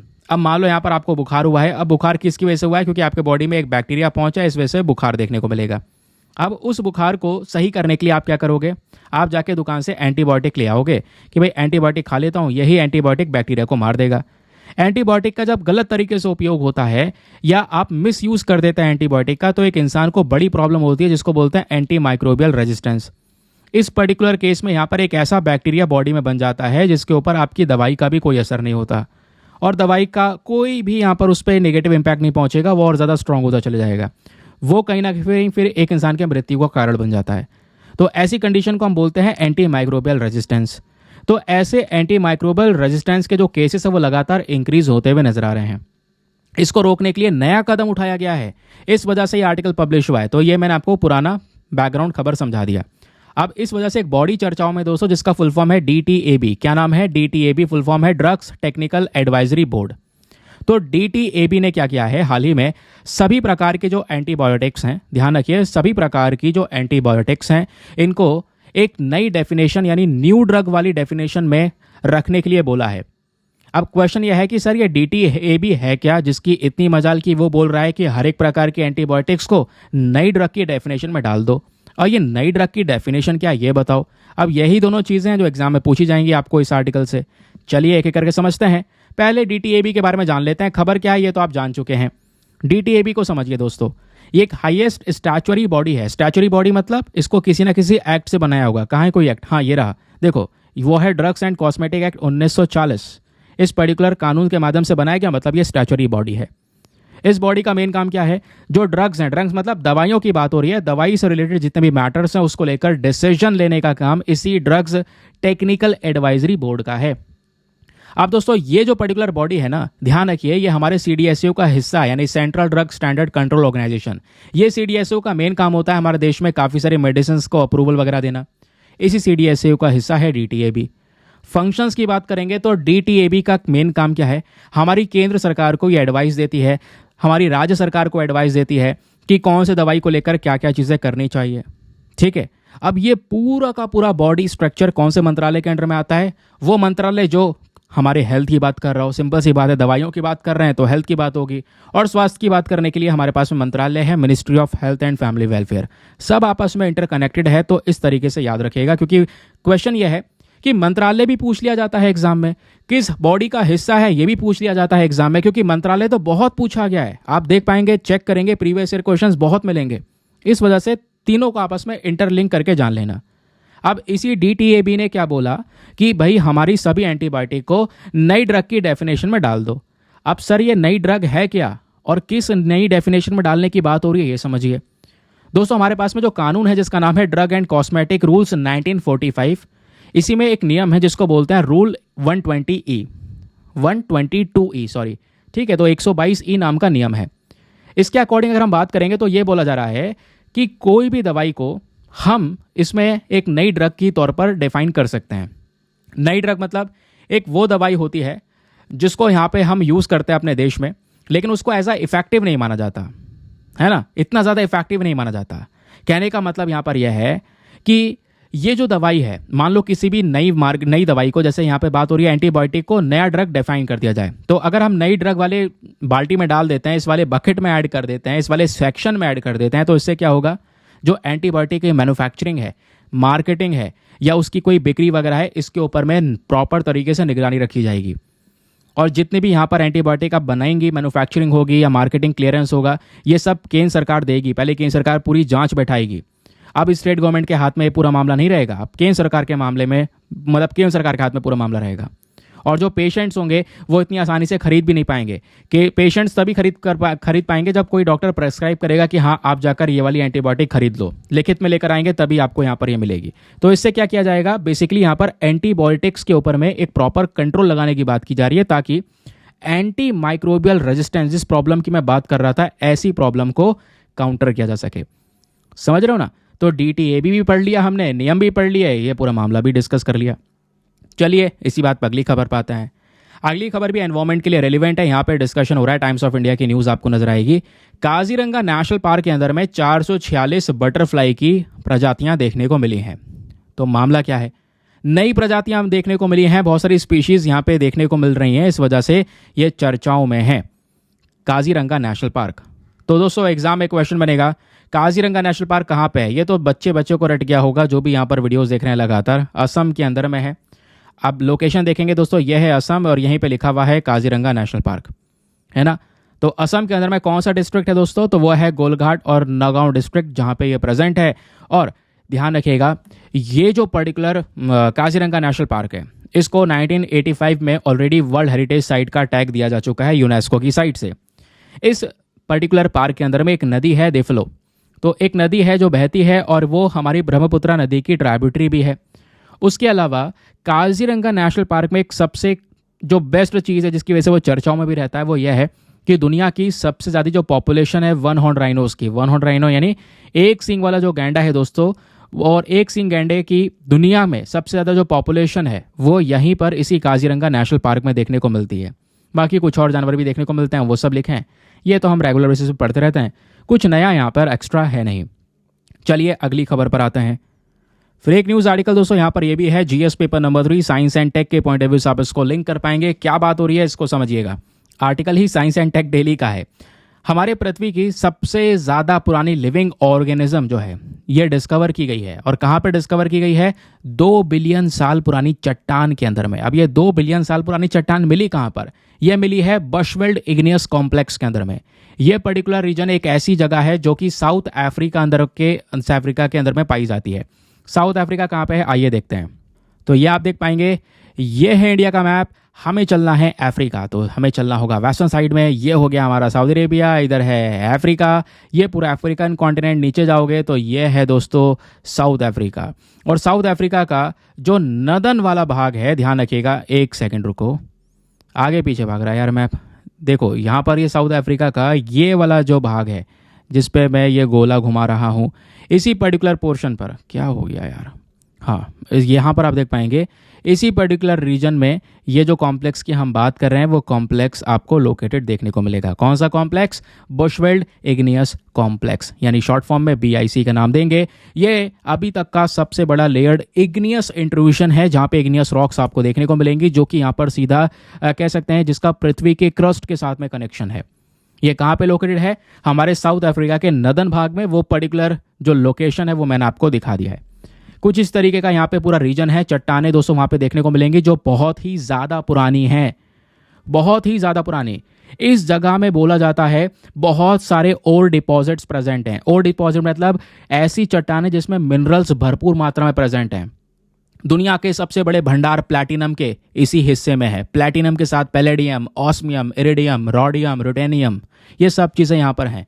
इतना ही नहीं, iron, tin, chromium, titanium, vanadium, इसके भी भरपूर मात्रा में जो क्वांटिटीज़ है वो इसमें प्रेजेंट आपको देखने को मिलेगी। नाउ अभी जो हम BIC की बात कर रहे थे जिसका नाम है बुशवेल्ड इग्नियस कॉम्प्लेक्स, इसको अलग अलग सेक्शन में बांटा गया है। इसका एक सेक्शन ईस्टर्न साइड में है, एक सेक्शन वेस्टर्न साइड में है, एंड एक सेक्शन नदर्न साइड में भी है। अगर मैं आपको पर्टिकुलरली ये मैप दिखाऊं तो ये मैप आप देख पाएंगे, वेस्टर्न साइड ये है, नदर्न साइड ये है, ईस्टर्न साइड ये है। इन सभी जगह पर बहुत सारी माइन प्रेजेंट है, प्रोजेक्ट चल रहे हैं इन मिनरल्स को निकालने के लिए।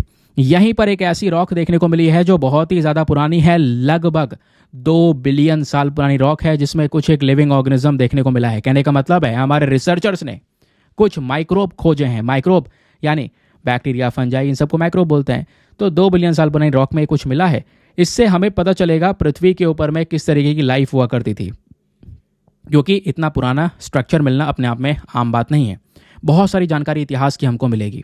नाउ क्वेश्चन यह है, यहाँ पे इतनी सारी रॉक, इतनी ज़्यादा पुरानी रॉक आई कैसे, और इसका इंपॉर्टेंस क्या है? तो दोस्तों बोला जाता है, जैसे हमारे पृथ्वी का आप स्ट्रक्चर देखोगे, इंटरनल स्ट्रक्चर देखोगे, तो पहले आपको क्रस्ट भी नजर आएगा, लिथोस्फेयर, एस्थेनोस्फेयर, मेंटल आपको अंदर वाला हिस्सा देखने को मिलेगा।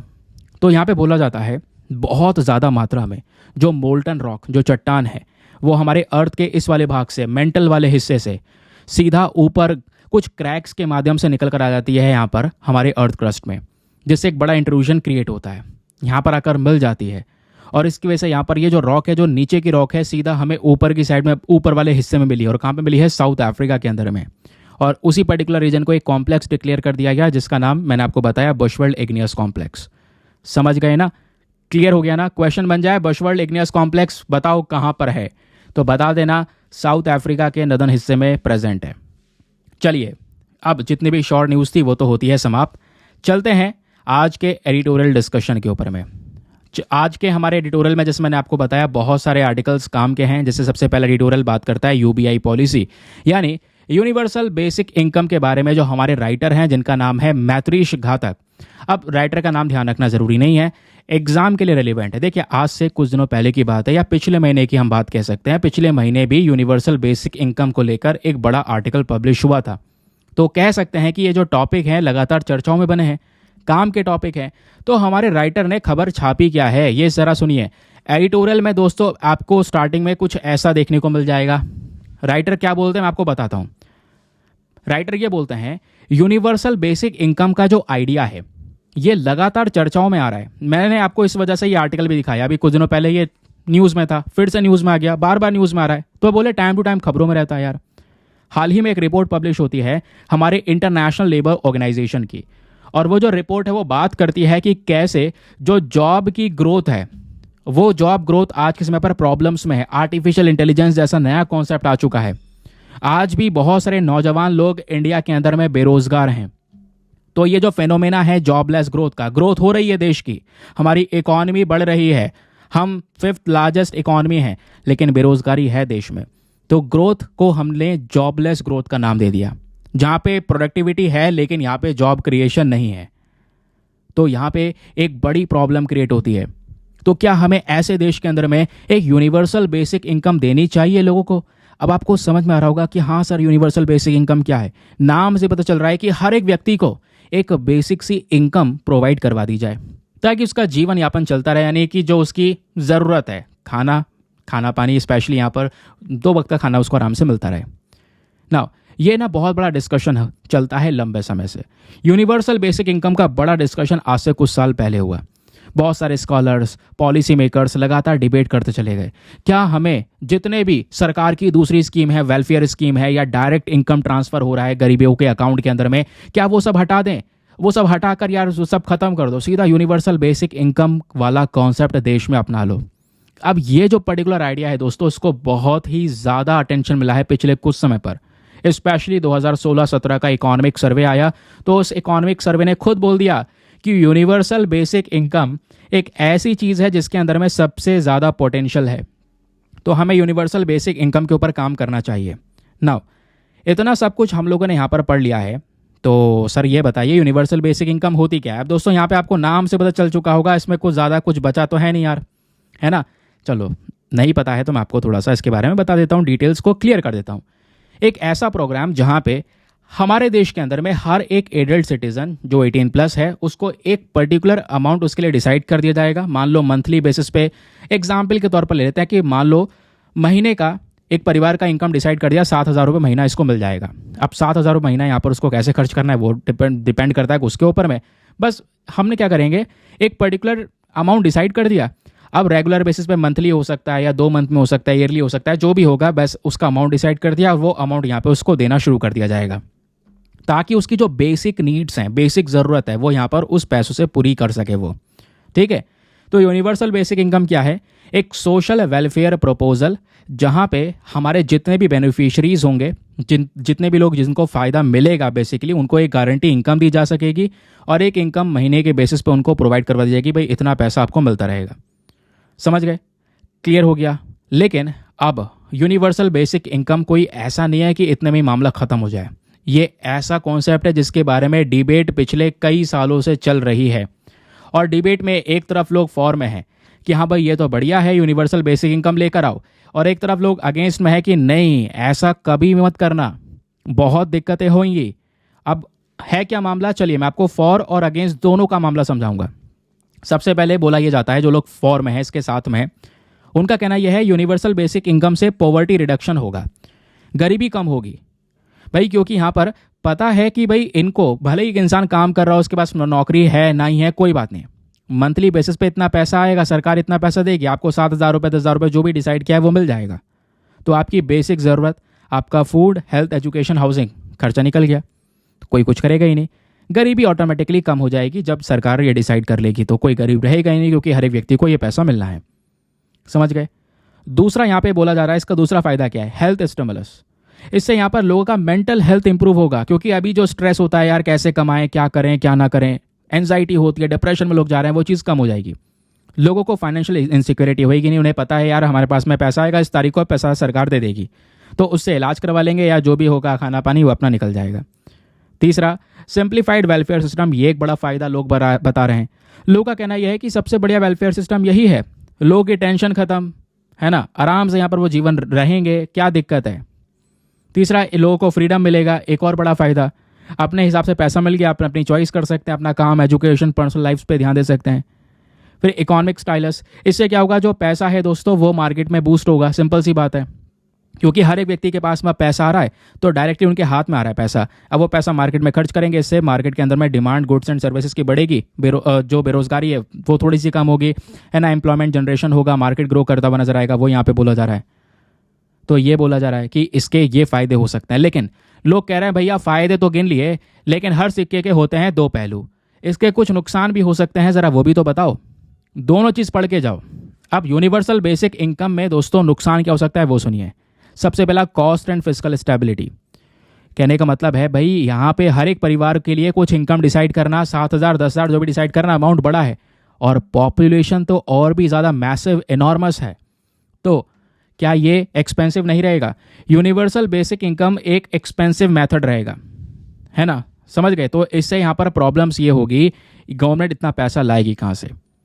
दूसरा, जो मोटिवेशन है लोगों के अंदर में काम करने का वो कम हो जाएगा। ये भी सही बात है, क्योंकि जब हमें पता होगा कि इतना पर्टिकुलर अमाउंट हर महीने हमारे खाते में आ जाएगा, उसको हम खर्च करेंगे, और महीने का चलाया, फिर उसके बाद अगले महीने फिर आ गया, फिर खर्च किया, फिर आ गया, इंसान की काम करने की इच्छा खत्म हो जाएगी, मोटिवेशन काम करने का खत्म हो जाएगा, प्रोडक्टिविटी कम हो जाएगी, क्रिएटिविटी कम हो जाएगी, कोई कुछ नहीं करना चाहेगा, लेजीनेस सा हो जाएगा, उसी पैसे पे हमेशा डिपेंडेंट रहेंगे, कोई स्किल नहीं गेन करेगा, कोई यहाँ पर पढ़ेगा नहीं, कोई एजुकेशन गेन नहीं करेगा, कोई किसी चीज़ की ट्रेनिंग नहीं मिलेगी, कुछ भी नहीं करने वाला।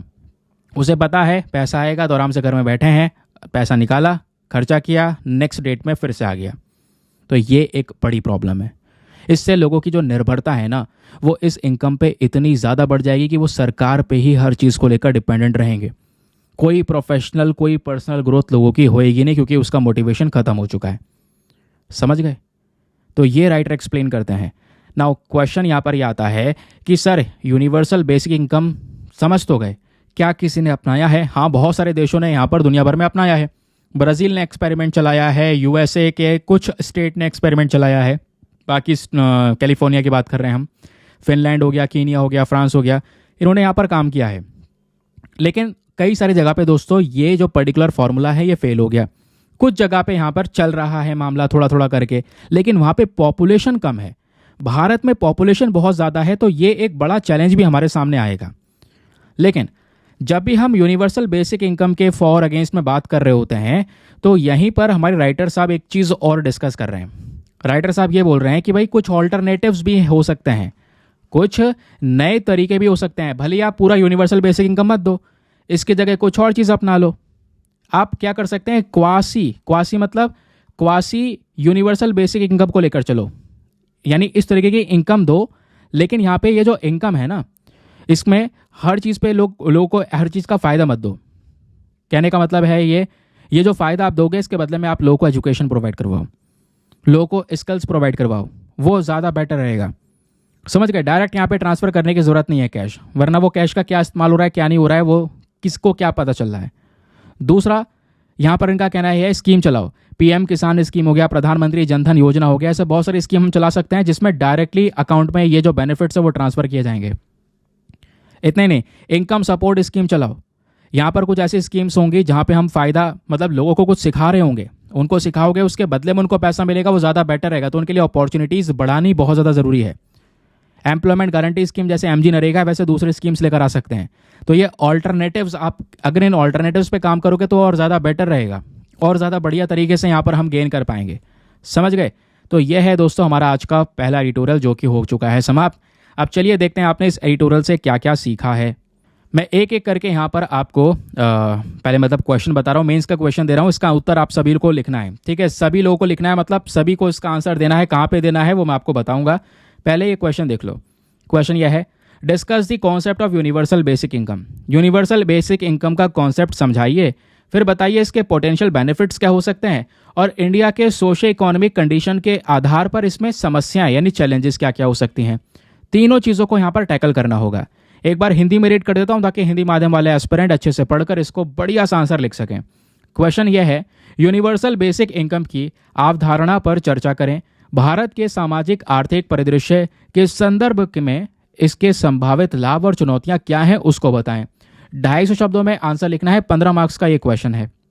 अब वैसे तो आप लिख लोगे इसका आंसर, शुरू कैसे करोगे? पहले यूनिवर्सल बेसिक इनकम का कॉन्सेप्ट वगैरह बताओगे। चलिए मैं आपको रियलिटी बताता हूँ, शुरुआत कैसे करनी है और कैसे यहाँ पर इस प्रश्न का आपको एंड करना होगा।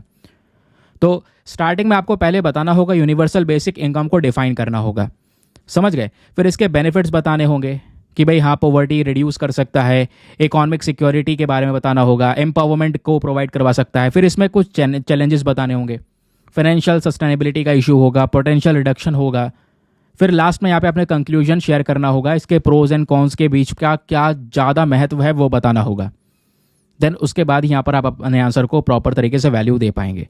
तो इस तरीके का आंसर लिखो और आंसर लिखने के बाद में सबमिट कहाँ पे करना है? टेलीग्राम पर जाना, वहाँ पे जाके सर्च बॉक्स में लिखना दीपक यादव एजुकेशन मेंस ग्रुप। जैसे आप फुल फॉर्म लिखोगे मेरा टेलीग्राम चैनल मिलेगा जहाँ पे ऑलरेडी 78,000 से ज़्यादा लोग जुड़ चुके हैं। आप भी जुड़कर अपने आंसर्स को लेकर सबमिट कर सकते हैं। अपने आंसर को सबमिट करने के साथ साथ एक छोटा सा काम और करना है, एटलीस्ट सभी लोगों को 2-2 आंसर्स रिव्यू करने हैं। जब आप सभी लोग 2-2 आंसर्स को रिव्यू करेंगे बहुत सारे फायदे होंगे आपको भी और सामने वाले को भी। आपको कुछ इंपॉर्टेंट पॉइंट्स मिलेंगे जो आप अपने नोट्स में इंक्लूड कर सकते हैं। सामने वाले के आंसर में अगर कोई मिस्टेक होती है तो आप उनको बता सकते हैं कि यहाँ पर इंप्रूवमेंट की आवश्यकता है। इस प्रकार से कोऑपरेटिव वे में वो पूरा का पूरा ग्रुप काम कर रहा है दोस्तों। ठीक है, चलिए अगले एडिटोरियल की तरफ आते हैं। अगला एडिटोरियल भी हमारा बहुत ही ज़्यादा काम का आपको देखने को मिलेगा। यहाँ पे जो हमारे राइटर हैं जिनका नाम है शिलाजन CS, इनका क्या कहना है? इंडिया का जो सस्टेनेबल डेवलपमेंट गोल का फोकस है और इसका जो ह्यूमन डेवलपमेंटल इशू है वो क्या है, ज़रा इसको यहाँ पे राइटर एक्सप्लेन करते हैं। चलिए मैं आपको इसके बारे में बताता हूँ राइटर क्या कहना चाहते हैं और इसमें हम सस्टेनेबल डेवलपमेंट गोल्स को कैसे अचीव कर सकते हैं उसमें यहाँ पर इनका क्या कहना है। चलिए फिर सबसे पहले अगर आप इस आर्टिकल का, इस एडिटोरियल का कॉन्टेक्स्ट देखेंगे तो बात यह है, राइटर साहब बोलते हैं कि उन 9 और 10 सितंबर जो हमारे तारीख निकला है, 2023 की बात हो रही है, स्पेशली पिछले साल 9 और 10 सितंबर को भारत ने एक बहुत बड़ा समिट यानी G20 समिट को हमने होस्ट किया। और इस समिट में हम लोगों ने प्रॉपर तरीके से ये बोला था कि यूनाइटेड नेशन का जो एजेंडा है कि 2030 तक हमें सस्टेनेबल डेवलपमेंट गोल्स अचीव करना है, उसको अचीव करके रहेंगे। अब आपको पता है ना कि 2030 तक जो सस्टेनेबल डेवलपमेंट गोल अचीव करना है, इसमें हमारे टोटल 17 गोल्स हैं जो कि अचीव करना है। और वो 17 गोल आपको ये देखने को मिल जाएंगे।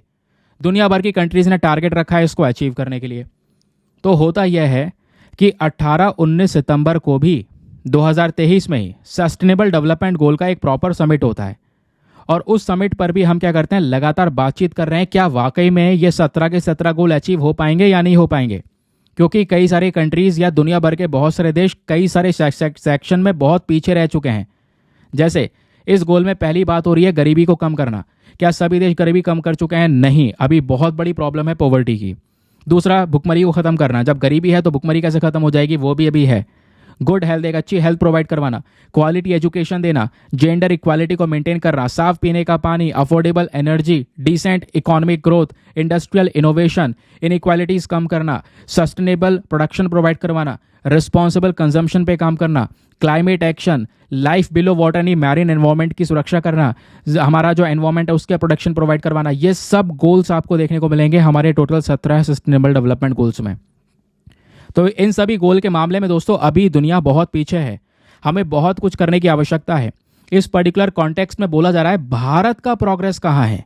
इंडिया का जो प्रोग्रेस हुआ है ह्यूमन डेवलपमेंट में 1990 से लेकर अभी तक, वो हुआ तो है लेकिन ज़्यादा बेटर ग्रोथ नहीं हुई है, वो यहाँ पे राइटर क्लियरली मेंशन करते हैं। अब ह्यूमन डेवलपमेंट यानी एक मानव का विकास, तो मानव का विकास का मतलब क्या है? डेवलपमेंट बेसिकली यहाँ पर उसके पास में कितनी फ्रीडम है, कितना रियल फ्रीडम है, कितना एंजॉयमेंट उसकी लाइफ में है, ये सब कुछ चीज़ें हैं। उसके अलावा यहाँ पर कि वो भुखमरी से तो नहीं गुजर रहा है, हेल्थ का कोई इशू तो नहीं है, जेंडर और इनकम इनइक्वालिटी को लेकर यहाँ पर कोई ज़्यादा प्रॉब्लम्स तो नहीं है, ये सब कुछ चेक किया जाता है। उस इंसान के पास में एजुकेशन कैसी है, क्वालिटी एजुकेशन मिली है नहीं मिली है ना, इसके आधार पे यहाँ पे पूरा का पूरा एक इंसान का ह्यूमन डेवलपमेंट देखा जाता है। तो ये सब चीज़ें इंप्रूव तो हुई हैं, लेकिन जिस लेवल पर इंप्रूवमेंट होना चाहिए था वैसा इंप्रूवमेंट नहीं हुआ है, राइटर ये बोलते हैं। राइटर बोलते हैं जब हम लोग बात करते हैं ह्यूमन डेवलपमेंट इंडेक्स की, तो इसमें 3 चीज़ें देखी जाती हैं हमेशा। एक इंसान की हेल्दी लाइफ है ना, उसका नॉलेज, एंड देन उसके बाद में यहाँ पर उसका स्टैंडर्ड ऑफ लिविंग कि वो किस तरीके से रह रहा है। और तीनों डायमेंशंस कहीं ना कहीं हमारे सस्टेनेबल डेवलपमेंट गोल्स में हैं। जैसे गुड हेल्थ की बात करते हैं, क्वालिटी एजुकेशन की बात करते हैं, जेंडर इक्वालिटी की बात करते हैं, डिसेंट वर्क की बात करते हैं। तो जो कंट्रीज है, दुनिया भर के देश, वो आज इन गोल्स को अचीव करने में लगे हैं। लेकिन इन गोल्स को अचीव करने को लेकर सबसे पहले उनको ह्यूमन डेवलपमेंट पे काम करना होगा। और ह्यूमन डेवलपमेंट में अगर हम स्पेशली भारत की बात करेंगे तो ज़्यादा ग्रोथ हुई नहीं है, क्योंकि इसको लेकर एक इंडेक्स आता है मार्केट में जिसको बोलते हैं ह्यूमन डेवलपमेंट इंडेक्स। इसमें इंडिया की रैंक 193 कंट्रीज में से केवल 134वें नंबर पर रखी है 2023-24 में। तो ये वैल्यू पहले ही काफ़ी समय से एक ही स्तर पे बनी हुई है। वो वैल्यू पहले जैसी थी 2021, 19, 20 वैसे ही चल रही है, कोई इंप्रूवमेंट ह्यूमन डेवलपमेंट में नहीं हुआ है। जबकि भारत के पड़ोसी देश को देखोगे तो वहाँ पे उनका रैंक ह्यूमन डेवलपमेंट इंडेक्स में बेटर है। जैसे भारत का रैंक यहाँ पर 134 है, तो वैसे मलेशिया में उनका रैंक 63 है, थाईलैंड का 66, चाइना का 75, श्रीलंका का 78, इंडोनेशिया का 112, भूटान का 125 एंड बांग्लादेश का 129। ऐसा यहाँ पर कुछ चीज़ें मेंशन की गई हैं रिगार्डिंग सस्टेनेबल डेवलपमेंट गोल्स। ठीक है, इतनी बात दोस्तों यहाँ पे क्लियर हो गई। अब राइटर आगे क्या बोलते हैं ये सुनिए। इनका कहना यह है कि इंडिया में जेंडर गैप जैसी चीज़ अभी भी है। जेंडर गैप मतलब वेमेन एंड मेन के बीच में, मैन और वेमेन यानी कि महिला पुरुष के बीच में एक डिस्क्रिमिनेशन, स्पेशली वर्क के अंदर में। यहाँ पे बोला जाता है कि जो लेबर फोर्स पार्टिसिपेशन रेट है, LFPR जिसको बोलते हैं, ये पर्टिकुलर यहाँ पर जो रेट है वो रिलीज होता है, जिसमें बताया जाता है यहाँ पर कि जो लेबर फोर्स है स्पेशली उनका पार्टिसिपेशन किस लेवल पर है, वो वर्क में कितना पार्टिसिपेट कर रहे हैं। तो इस पार्टिसिपेशन रेट में इंडिया का एक बहुत बड़ा जेंडर गैप है। आज भी केवल 23% महिलाएं जो काम कर रही हैं और 76% मैन है, पुरुष हैं जो यहाँ पे काम कर रहे हैं। तो फीमेल का रेशियो वर्किंग प्रोफेशंस के अंदर में अभी भी बहुत कम है। जबकि हमारे पड़ोसी देशों को देखेंगे, चाइना, तो चाइना में ये 53.6% है, भूटान में 53, अगेन बांग्लादेश में 39 के आसपास है। तो इंडिया में यहाँ पर दोस्तों जो वर्किंग वेमेन है वो उनकी संख्या कम है, क्योंकि वो सपोर्ट नहीं मिल पाया, वो कहना है। दूसरा इशू भारत में अभी भी जो अभी भी जो सस्टेनेबल डेवलपमेंट को लेकर है वो है इनकम इनइक्वालिटी। हाँ, ये सही है, इनकम इनइक्वालिटी, आय को लेकर असमानताएं बहुत ज़्यादा हैं। ये बोला जाता है कि आप जेंडर गैप के साथ साथ भारत में इनकम इनइक्वालिटी देखेंगे तो भारत में केवल 1% लोग ऐसे हैं जो आधे से ज़्यादा भारत की इनकम को यानी 21.7% के आसपास वेल्थ को लेकर बैठे हैं। जबकि बांग्लादेश में ऐसे 11% लोग हैं, चाइना में केवल 15% है, भूटान में 18% है। यानी कहने का मतलब है भारत में केवल और केवल 1% है जिनके पास में मतलब बहुत ही ज़्यादा संपत्ति है, और बाकी सारे लोग ऐसे हैं जिनके पास में बहुत कम है, या कुछ लोग ऐसे जिनके पास में कुछ नहीं है। तो इनकम को लेकर असमानताएं बहुत ज़्यादा हैं इंडिया में भी, यहाँ पर ये चीज़ मेंशन करते हैं राइटर। और इन सब को टैकल किया जा सकता है सस्टेनेबल डेवलपमेंट गोल्स को अगर हम अचीव करेंगे तो उस दौरान। और इंडिया को ज़रूरत है कि हम पहले जो ये जेंडर गैप है इसको काउंटर करें, देन उसके बाद में अपना इनकम इनइक्वालिटी के ऊपर में सुधार करें। ये 2 चीज़ें अगर हम लोगों ने कर ली तो हम अपने सस्टेनेबल डेवलपमेंट गोल को अचीव कर सकते हैं। ये इनका लास्ट में सोल्यूशन है। बस इतना ही कहना है। समझ गए? तो आई होप आपको क्लैरिटी मिल चुकी है पूरे के पूरे कंप्लीट एडिटोरियल की। अगली खबर जो यहाँ पर यह है, ये भी आपके आज के न्यूज़पेपर का एडिटोरियल है। अब यार ये कुछ खास नहीं है, फिलहाल मैं आपको बता देता हूँ। आज से कुछ दिनों पहले भी पब्लिश हुआ था। यहाँ पे बोला जा रहा है गूगल अपनी मोनोपोली बना के बैठा है। मोनोपोली मतलब आज अगर आप कोई भी मोबाइल फ़ोन मार्केट से परचेज़ करते हैं तो उसमें केवल और केवल कोई भी अगर एप्लीकेशन मिलेगा, मतलब अगर आपको कोई चीज़ गूगल पे सर्च करनी हो, मैं भी बोल रहा हूँ गूगल पे सर्च करनी हो, गूगल थोड़ी है वो तो इंटरनेट पे सर्च करना होता है। गूगल तो कंपनी है बस खाली एक, है ना, जो ये सर्विस दे रही है। लेकिन हमें क्या करना था, सर्च करना होता इंटरनेट पर, नेट पे सर्च करना। लेकिन यहाँ पे क्या होता है, हम गूगल कर ले, क्योंकि गूगल एक मोनोपोली बड़ी कंपनी बन चुका है। क्योंकि गूगल ने अपने आसपास की कंपनी को उठने ही नहीं दिया। कोई मार्केट में नई कंपनी आती तो उतने ही देर में यहाँ पर गूगल अपना पैसा बढ़ा देता, इन्वेस्टमेंट बढ़ा देता, कंपनियों को पैसा देता। आज मोबाइल फ़ोन आप परचेज करके लेकर आओगे तो इनबिल्ट आता है गूगल, ऑटोमेटिकली आएगा। तो आपके हाथ में केवल और केवल कुछ भी चीज़ सर्च करनी हो तो गूगल पे ही करोगे, चाहे क्रोम इस्तेमाल कर रहे हो। समझ रहे हो इस बात को? तो दूसरे ऐसे बहुत सारे और भी एप्लीकेशंस हैं जो ये नेट इंटरनेट की सर्विस प्रोवाइड करवाता है। आज हम किसी का उपयोग नहीं करते क्योंकि गूगल ने अपने आप को इस तरीके से सभी ब्रांड्स के लेकर ऐसा पैसा दिया है या इस तरीके का कॉन्ट्रीब्यूशन दिया है कि उन्होंने अपने मोनोपोली जनरेट कर ली है। मोनोपोली समझते हो ना क्या होता है? मोनोपोली बेसिकली यहाँ पर वो कॉन्सेप्ट है जहाँ पर एक सिंगल सेलर है, लार्ज नंबर ऑफ बायर्स हैं, अकेला बेचने वाला, खरीदने वाले सभी लोग। ये प्रॉब्लमेटिक सिनेरियो होता है क्योंकि अकेला बेचने वाला है, जो प्राइस रखेगा चाहे वो आसमान को छुआ दे, खरीदना पड़ेगा। समझ रहे हो इस बात को? नहीं तो फिर कहाँ जाओगे? अकेला है वो बेचने वाला मार्केट में। तो ये मोनोपोली जनरेट कर रहा है। इसको लेकर यही आर्टिकल है कि गूगल मोनोपोली क्या है, और एक केस यहाँ पे चला जिसको लेकर सुधार करने की ज़रूरत है, इस मोनोपोली को तोड़ने की ज़रूरत है, ऐसा यहाँ पर मेंशन किया जा रहा है। समझ गए ना? चलिए अगली खबर पर आते हैं। ना अगला यहाँ पे एक और एडिटोरियल है जो हमारा कल वाला एडिटोरियल रह गया था, उसके बाद ही सेशन को समाप्त करेंगे। फटाफट इसको भी डिस्कस कर लेते हैं। यहाँ पे बोला जा रहा है spotlighting the work of economics Nobel winners. दोस्तों यहाँ पर अभी रिसेंटली नोबेल प्राइज़ मिला है अलग अलग सेक्शन में। मेडिकल डिस्कस कर लिया, पीस प्राइज़ डिस्कस कर लिया, फिजिक्स डिस्कस कर लिया, केमिस्ट्री डिस्कस कर लिया। अब नोबेल पीस प्राइज़ इकोनॉमिक्स के अंदर में डिस्कस नहीं किया गया है। तो इकोनॉमी के अंदर में 2024 में ये 3 पर्सनैलिटी हैं जिनको ये नोबेल प्राइज़ दिया गया है। एक है डैरेन एक्मोग्लू और दूसरे हैं साइमन जॉनसन और तीसरे हैं जेम्स ए रॉबिन्सन। तो इन तीनों व्यक्तियों को यहाँ पर नोबेल प्राइज़ दिया गया है कि कैसे जो इंस्टीट्यूशंस होते हैं वो यहाँ पर बनाए जाते हैं और कैसे वो इंस्टीट्यूशंस आपके सोसाइटी को अफेक्ट करते हैं। कहने का मतलब है इकोनॉमी के सेक्शन में नोबेल प्राइज़ मिला है। तो इकोनॉमी मतलब बेसिकली यहाँ पर ये अर्थव्यवस्था की बात करने वाले हैं। समझ गए इस बात को? ये क्या बात करने वाले हैं? अर्थव्यवस्था के बारे में, इकोनॉमी के बारे में। तो एग्जैक्टली मामला क्या है ये सुनिए।